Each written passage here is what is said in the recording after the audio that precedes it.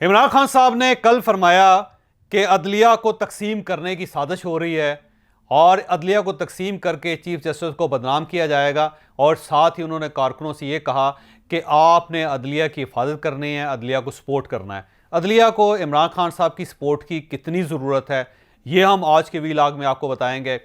दूसरा, इमरान खान साहब ने कल बीबीसी को इंटरव्यू देते हुए ये कहा कि ये लोग एक बड़े लीडर को कत्ल करवा के, जिस तरह बेनज़ीर भुट्टो को कत्ल करवाया गया, इसको करवाने के बाद इलेक्शन को मुअत्तल करवाना चाहते हैं। अब ये कौन लोग हैं जो एक बड़े लीडर को मारना चाहते हैं, हम आज के वीलॉग में ये भी डिस्कस करेंगे। और इसके साथ साथ इन्होंने, इमरान खान साहब ने यह भी कहा कि अवाम मेरे साथ हैं, लिहाजा मुझे बैसाखियों की ज़रूरत ही नहीं। और ये इन्होंने रेफरेंस क्या दिया था, आर्मी चीफ के साथ जो मुलाकात की ख्वाहिश का इजहार किया था, उसके बारे में इन्होंने ये रेफरेंस दिया। और इसके साथ साथ इलेक्शन कमीशन से असद उमर साहब और शाह महमूद कुरैशी साहब की मुलाकात हुई और इन दोनों ने इलेक्शन कमीशन से कहा कि आप माजी भुला के हमारे साथ आगे बढ़ें। अब ये इतनी बड़ी तब्दीली कैसे आ गई, ये भी हम आज के वीलॉग में डिस्कस करेंगे।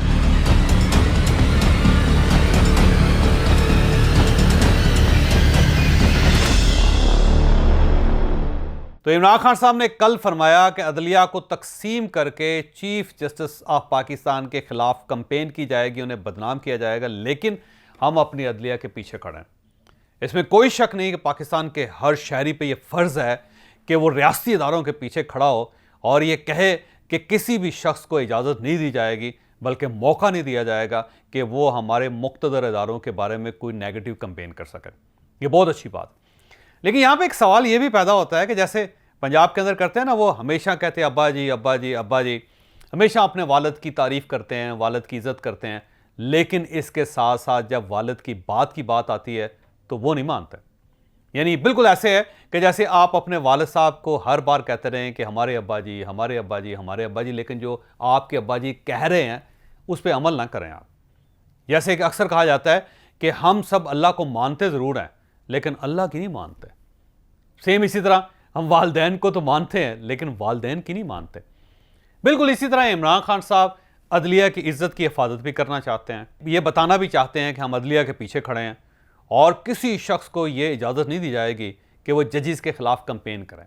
ये उनका मोटो है, ये उनकी ख्वाहिश है, ये इनका अज़म है। लेकिन साथ ही जब अदालत इमरान खान साहब को तलब करती है तो फिर अदालत में जाते भी नहीं, वहाँ पर इनको सिक्योरिटी चाहिए। यानी वो जजेस जिनकी इज़्ज़त की हिफाजत करना चाहते हैं, वो जजेस जब इन्हें अदालत में बुलवाते हैं तो ये कहते हैं नहीं, आपकी अदालत सिक्योर नहीं है, कॉरिडोर्स बड़े छोटे हैं, छतों के ऊपर पुलिस नहीं है, वहाँ पे गन्स नहीं लगी हुई, और अगर दहशतगर्द आ गए तो उससे तो मुझे ख़तरा है। यानी जिस अदलिया की आप इज़्ज़त करते हैं, जिस अदलिया की आप हिफाजत करना चाहते हैं, जिस अदलिया को आप दुश्मनों से बचाना चाहते हैं, उनके हुक्म की इतनी परवाह है आपको कि जब अदालत बुलाती है तो आप वहाँ जाते नहीं। कितने ही केसेस हैं इस वक्त इमरान खान साहब के, 76 केसेस हैं, 76 जगहों पे इमरान खान साहब मतलूब हैं, लेकिन आप देख लें मजाल है जो किसी अदालत में जाते हो। कल भी नैब ने तलब कर रखा था इमरान खान साहब और उनकी अहलिया को, इमरान खान साहब नहीं गए वहाँ पे। और उससे पहले आप बैंकिंग कोर्ट में देख लीजिए, इमरान खान साहब को बुलाते रहे, जैसा नहीं गए इमरान खान साहब। और उसके मुकाबले में इन्होंने ज़मानत की दरख्वास्त दे के 13 मार्च तक ज़मानत ले ली। तो ये बेसिकली हकीकत है इमरान खान साहब की तरफ से कि वो बात ज़रूर करते हैं, वो लॉ एंड ऑर्डर की बात करेंगे, कानून की हुक्मरानी की बात करेंगे, जजेस की इज़्ज़त की, नामूस की बात करेंगे, ये कहेंगे कि अदलिया के पीछे सीसा पलाई हुई दीवार की तरह खड़े हैं, लेकिन जब अदालत बुलाएगी तो इमरान खान साहब वहाँ जाएंगे नहीं। दूसरी यहाँ पे एक और बड़ी दिलचस्प चीज़ है कि आज इमरान खान साहब ये कह रहे हैं कि हम अदलिया की हिफाजत करेंगे, लेकिन आप याद रखिएगा कि अगर अदलिया ने इमरान खान के ख़िलाफ़ कोई एक भी फ़ैसला कर दिया, तोशा खाने का फ़ैसला इनके ख़िलाफ़ आ गया, टेरियन का वाइट का केस है वो इनके ख़िलाफ़ फ़ैसला आ गया, ममनुआ फंडिंग का केस है उसका फ़ैसला इमरान खान साहब के ख़िलाफ़ आ गया, 2-4 और अदालतों ने इमरान खान साहब के नाकाबिले ज़मानत वारंट जारी कर दिए, या लाहौर हाई कोर्ट के अंदर हफाजती ज़मानत के 3 केसेस चल रहे हैं। अगर वहाँ से डिक्लाइन हो गए तो आप देखिएगा कि यही इमरान खान साहब होंगे जो खुद इस अदालत के परखचे उड़ा रहे होंगे, इसी अदलिया के ख़िलाफ़ बात कर रहे होंगे, क्योंकि ये इमरान खान साहब का एक पुराना तरीका है। आप देख लें कि फ़ौज एक वक्त में इमरान खान साहब की डॉलिंग होती थी। आपको याद होगा कि रोज़ इमरान खान साहब ये कहते थे कि हम एक ही पेज पे हैं और ये जो जनरल बाजवा है, इनसे ज़्यादा जमहूरियत पसंद शख्स मुझे आज तक नज़र नहीं आया। और ये जो जनरल बाजवा साहब हैं, इन्होंने कमाल कर दिया। ये जो जनरल बाजवा साहब हैं, इन्होंने मैशत में हमें बड़ा सपोर्ट किया। ये जो जनरल बाजवा साहब हैं, इन्होंने हमें फॉरेन अफेयर्स में बड़ा कंट्रीब्यूट किया। ये जो जनरल बाजवा है, इन्होंने मुल्कों के साथ हमारे ताल्लुकात बेहतर बनाए। ये जो जनरल बाजवा है, ये अदल और कानून की बात करते हैं और मैं इन्हें बहुत पसंद करता हूँ, आपको याद होगा। लेकिन जब जनरल बाजवा साहब ने इमरान खान साहब से सिर्फ एक जसारत कर लें, और वो जसारत ये थी कि जनरल फैज़ साहब को उन्होंने कहा कि आप रिलीव कर दें और इन्हें हम पेशावर का कोर कमांडर बनाना चाहते हैं। सिर्फ एक नुक्ता था और उसके बाद आप देख लें कि वही फ़ौज थी, वही जनरल बाजवा साहब थे। वो मीर जाफ़र भी बन गए, मीर सादक भी बन गए, फिर वो न्यूट्रल भी नहीं रहे, फिर वो जानवर भी हो गए। तो बहुत सारी चीज़ें आपको याद होंगी कि उसके बाद होती चले गई और फिर बिल आखिर गवर्नमेंट चले गए। और आज भी इमरान खान साहब को जनरल बाजवा से बहुत इख्तलाफात हैं। वो आज भी उनका नाम लेते हैं और बड़ी हकारत के साथ नाम लेते हैं। तो वो फौज जो आपकी बात मानती रही और जो आपके जायज़ और नाजायज़ काम थे वो करती रही, तो वो बहुत अच्छी थी।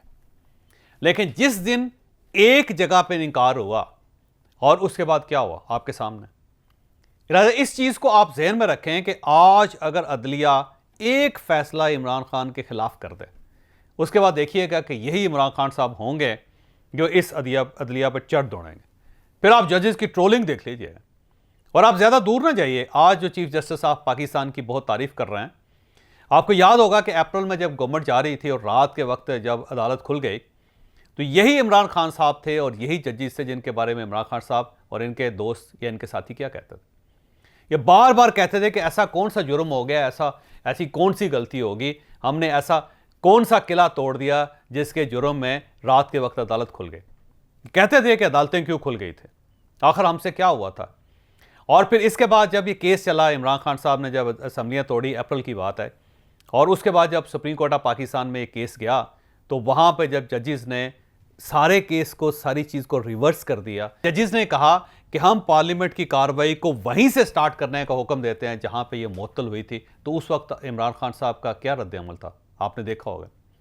सेम इस तरह जब इस्लामाबाद के अंदर केसेस चल रहे थे, तो उस वक्त फवाद चौधरी साहब और इमरान खान साहब, असद उमर साहब, इनके दोस्त, इनके साथी क्या कहते थे। ये वही अदालतें हैं, क्योंकि आज ये अदालतें इमरान खान साहब को सूट कर रही, तो आज ये उसके पीछे खड़े हैं। लेकिन जिस दिन किसी जज ने को गुस्ताखी कर दी, जिस दिन इन्होंने इनकी ख्वाहिश के मुताबिक फैसला ना दिया, जिस दिन इनकी ज़मानत ना हो सकी, जिस दिन इन्हें अदालत में पेश करने का हुक्म दे दिया गया, उसके बाद उसके साथ वही कुछ होगा जो इस्लामाबाद की एडिशनल सेशन जज ज़ेबा चौधरी के साथ हुआ था। अब ज़ेबा चौधरी का जुर्म क्या था? ज़ेबा चौधरी ने शहबाज गिल का रिमांड दे दिया था पुलिस को, बस इस जुर्म में इमरान खान साहब ने उनके बारे में क्या क्या नहीं कहा था। अगर आपके हाफजे में महफूज है तो ठीक, नहीं तो आप दोबारा सुन लें। आप सुने इमरान खान साहब क्या कह रहे हैं। ज़ेबा, आप भी तैयार हो जाए, आपके ऊपर भी हम एक्शन लेंगे, आप सबको शर्म आनी चाहिए। अब देखें, ये भी जज हैं, ये भी खातून हैं, लेकिन क्योंकि उसने एक गुस्ताखी कर दी जज ने कि इमरान खान साहब की ख्वाहिश के खिलाफ शहबाज गिल साहब को 2 दिन का रिमांड दे दिया।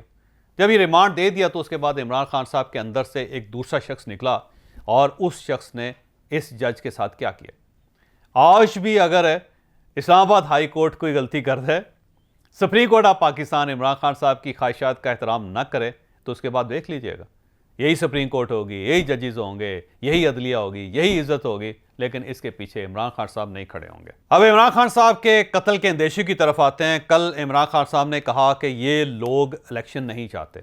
अब ये फैसला करना बड़ा मुश्किल है कि इमरान खान साहब किन लोगों को लोग कह रहे हैं। दूसरा, उनका ये कहना है कि ये इलेक्शन मुअत्तल करने के लिए, मुलतवी करने के लिए किसी बड़ी शख्सियत को, जैसे कि बेनज़ीर भुट्टो को कत्ल कर दिया गया था, उस जैसा एक हादसा करवाना चाहते हैं, कत्ल करवाना चाहते हैं। पहली बात तो ये सवाल है कि यह फैसला करना बड़ा ज़रूरी है कि मोहतरमा बेनज़ीर भुट्टो को कत्ल किसने करवाया था, और क्या मोहतरमा बेनज़ीर भुट्टो का कत्ल इलेक्शन मुलतवी करवाने के लिए किया गया था। और अगर ये था तो अब पहली मरतबा एक साबिक प्राइम मिनिस्टर ने इस चीज़ का एतराफ़ किया, तो मेरा ख्याल इस पर कमीशन बनना चाहिए और इमरान खान साहब से पूछना चाहिए कि आपका इशारा किस तरफ है, कि कौन लोग हैं जिन्होंने कत्ल करवा के मोहतरमा को पाकिस्तान में इलेक्शन मुलतवी करवाने की कोशिश की थी। और दूसरा वो ये कह रहे हैं कि ये लोग कौन हैं जो इमरान खान साहब के ऊपर हमला कर सकते हैं या पाकिस्तान के किसी बड़े लीडर के ऊपर हमला कर सकते हैं। ये भी एक मिस्ट्री है। मेरा ख्याल है इमरान खान साहब बार बार ये इल्ज़ाम लगा रहे हैं कि मुझे कोई कत्ल करना चाहता है। वो इस कत्ल करने का जो खदशा है उसको शिफ्ट करते रहते हैं। कभी अफगानिस्तान चला जाता है खदशा, कभी ये इंडिया चला जाता है खदशा, कभी अमेरिका चला जाता है ये खदशा, कभी सिक्योरिटी इदारों की तरफ चला जाता है ये खदशा, ISI के एक अफसर का नाम लिया जाता है, कभी ये खदशा उनके साथ चिपका दिया जाता है, कभी पार्टी के अंदर से लोगों के बारे में कह दिया जाता है, कभी दीनी इंतहा पसंद जो उनके ऊपर इल्ज़ाम लगा दिया जाता है, कभी अदालतों को गैर महफूज करार दे के ये कहा जाता है कि अदालत के अंदर से हमला हो सकता है। तो ये फैसला करना मेरा ख्याल इंपॉर्टेंट है कि इमरान खान साहब को आखिर रास्ते से हटाना कौन चाहता। और फिर इमरान खान साहब के लिए एक कमीशन बनना चाहिए और उस कमीशन में इमरान खान साहब को, फवाद चौधरी साहब को, असद उमर साहब को, परवेज़ खट्टक साहब को और इसके साथ साथ शेख रशीद साहब को बुला के पूछना चाहिए कि आपके पास क्या इंफॉर्मेशन, आप क्यों ये चाहते हैं कि कोई ऐसा खौफनाक हादसा हो जाए जैसे बेनज़ीर भुट्टो के साथ हुआ था, फिर उसके बाद कोई कमीशन बने और फिर वो फैसला करे। ये तो बहुत ज़्यादती है।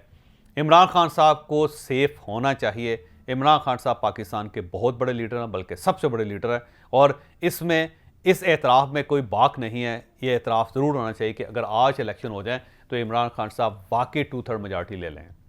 तो इतना बड़ा लीडर अगर कोई इल्ज़ाम लगा रहा है तो फिर इस इल्ज़ाम पे सीरियस किस्म की डिबेट होनी चाहिए। एक कमीशन बनना चाहिए जो कमीशन ये फैसला करे कि इमरान खान साहब को किससे खतरा है। और अब हम तीसरे इशू की तरफ आते हैं। इमरान खान साहब ने कल BBC के इंटरव्यू में एक बड़ी दिलचस्प बात की। इमरान खान साहब का क्या कहना था, अब आप ये मुलाहिजा कीजिए। ना किसी को दावत दी आर्मी चीफ को मैं उससे बात करना चाहता हूँ, ना मैं ये शहबाज शरीफ से बात करना चाहता हूँ। कोई ज़रूरत किसी की नहीं है। जब पाकिस्तान की अवाम एक पार्टी के साथ खड़ी हो जाए तो आपको कोई प्रॉप्स की और कोई वसाकियों की ज़रूरत नहीं है। तो ये इमरान खान साहब का एक नया वर्जन है जो सामने आया, लेकिन सारी दुनिया जानती है कि इमरान खान साहब ने क्लियरली ये कहा था कि दूसरी तरफ से भी तो हाथ बढ़ना चाहिए, ताली एक हाथ से नहीं बजती। हम तो चाहते हैं कि मुलाकात हो, लेकिन दूसरी तरफ से मुलाकात नहीं हो रही। बल्कि ये भी कि इमरान खान साहब के साथी ये भी कहते हैं कि एक चाय पिलाने में, चाय पीने में क्या हर्ज है। तो उन्हें चाहिए कि इमरान खान साहब से मिले। मुल्क के सबसे बड़े लीडर हैं तो बड़े लीडर के साथ मिलना चाहिए, ब्रिज बनना चाहिए। और फवाद चौधरी साहब तो बल्कि खुले दिल के साथ ये तस्लीम करते हैं कि पाकिस्तान में इस्टेब्लिशमेंट एक बहुत बड़ी हकीकत है। इस हकीकत से रुख मोड़ के आप पाकिस्तान के अंदर ना इलेक्शन लड़ सकते हैं, ना इलेक्शन जीत सकते हैं, ना आप गवर्नमेंट बना सकते हैं।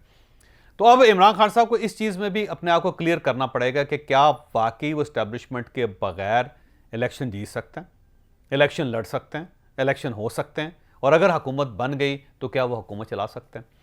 मेरा ख्याल ये है कि ये एक हकीकत है, बल्कि पूरी दुनिया की हकीकत है। ये इसमें third world countries, second world countries और फर्स्ट वर्ल्ड कंट्रीज़ सारे शामिल हैं कि जब तक इस्टेब्लिशमेंट ना चाहे, जो मुख्तदर इदारे ना चाहें, कोई भी सियासतदान किसी भी मुल्क के अंदर हुकूमत बना सकता है, ना ही हुकूमत चला सकता है।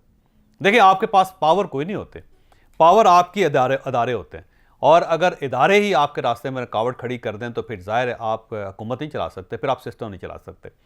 इमरान खान साहब इस चीज़ से बखूबी वाकिफ़ हैं। उनको पता है कि जितना भी इंसान पॉपुलर हो जाए वो उस वक्त तक कामयाब नहीं होता जब तक इस्टेब्लिशमेंट उसको सपोर्ट ना करे। तो इमरान खान साहब सपोर्ट के लिए पूरी कोशिश कर रहे हैं, लेकिन इसके साथ साथ एक ये नैरेटिव भी डेवलप करना चाह रहे हैं कि मुझे आपकी कोई ज़रूरत नहीं। लेकिन पूरी दुनिया जानती है कि इमरान खान साहब को इस वक्त भी ज़रूरत है, इमरान खान साहब को आने वाले दिनों में भी ज़रूरत होगी, क्योंकि इमरान खान साहब वाकई इस्टेब्लिशमेंट की पैदावार हैं और ये इस्टेब्लिशमेंट की वैल्यू को समझते भी हैं। इन्हें पता है कि अगर इस्टेब्लिशमेंट इनके साथ नहीं होगी तो इनकी अपनी पार्टी भी इनका साथ नहीं देगी। ये पार्टी बल्कि हो सकता है कि चौधरी परवेज़ इलाही साहब भी इस पार्टी को अगवा करके कहीं लेके भाग जाएं, ये भी इम्कान है। इस्टेब्लिशमेंट की ज़रूरत बहरहाल इमरान खान साहब को है, ये माने या ना माने। और मैं आपको बताता चलूँ कि 3 ऐसे लोग हैं इमरान खान साहब के इस वक्त जो इस्टेब्लिशमेंट से रब्ता करने की पूरी कोशिश कर रहे हैं। और अब हम आखिरी इशू की तरफ आते हैं कि कल असद उमर साहब और शाह महमूद कुरैशी साहब की इलेक्शन कमिश्नर के साथ मुलाकात हुई, और इलेक्शन कमिश्नर से इन दोनों ने कहा कि हम माजी को भुला के आगे बढ़ना चाहते हैं। तो इलेक्शन कमिश्नर ने कहा कि आप ये बात अपने चेयरमैन को भी बताएं, हम भी माजी को भुला के आगे बढ़ना चाहते हैं, लेकिन आपके चेयरमैन माजी को भूलना नहीं चाहते, वो अभी भी हमारे ऊपर हमला कर रहे हैं। तो मेरा ख्याल है ये एक पेशरफ्त है जो PTI की तरफ से इलेक्शन कमीशन के लिए की गई है, क्योंकि उन सबको पता है कि अगर हमने इलेक्शन लड़ना है, अगर 30 अप्रैल को वाकई इलेक्शन होने हैं, तो इलेक्शन कमिश्नर को नाराज़ करके भी हम ये इलेक्शन नहीं लड़ सकेंगे। अब पीटीआई थोड़ा थोड़ा अपना रवैया नरम कर रही है और हाथ बढ़ा रही है इलेक्शन कमिश्नर की तरफ, लेकिन सवाल ये कि क्या इलेक्शन कमिश्नर इस हाथ को थाम लेंगे? मेरा नहीं ख्याल, क्योंकि उसकी वजह यह दरार इतनी बड़ी है कि इस दरार को फिल करने के लिए पीटीआई को बहुत काम करना पड़ेगा और मेरा नहीं ख्याल कि इमरान खान साहब के होते हुए ये काम हो सके।